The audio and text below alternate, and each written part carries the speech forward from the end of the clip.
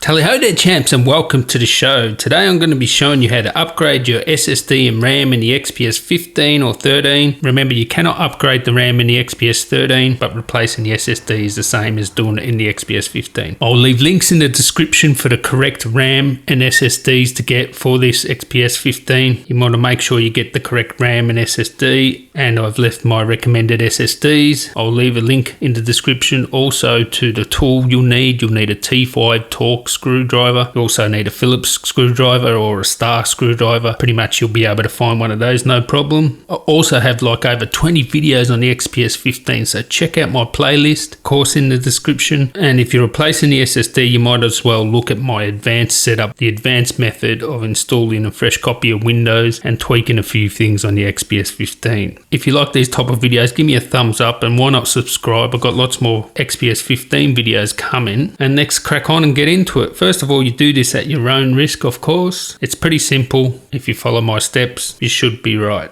Alright, so all you need is the Phillips screwdriver. Look underneath the service flap and undo those two screws. Then undo all the T5 screws around the edge of the bottom panel, and then just pop it off. It's pretty simple to pop off. Might have to use an old credit card or a guitar pick to pop it off. It might be a bit tight, but just work it around the edges. You'll get it off eventually. Now let's have a look inside, a little tour.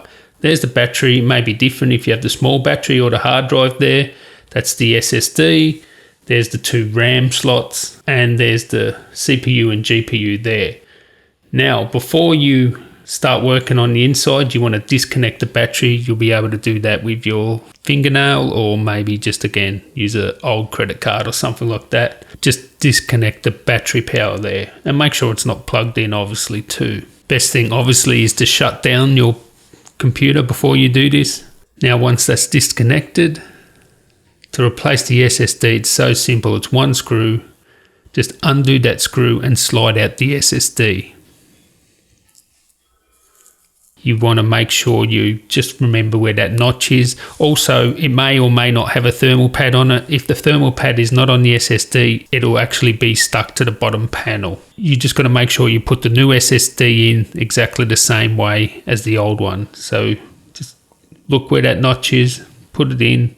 It'll just snap in there. Then just press it down gently on the end and screw it in. Simple as that. Woof, you got a new SSD. So to replace the RAM, it's very simple too. You just pop out those levers on either side of the RAM, and then it will just pop out. Once it pops out, slide it out, and just again take notice of where the notch is.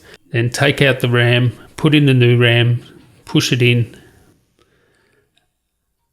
and it will just snap in there. Just make sure it's in securely, and woof, you've just upgraded your RAM.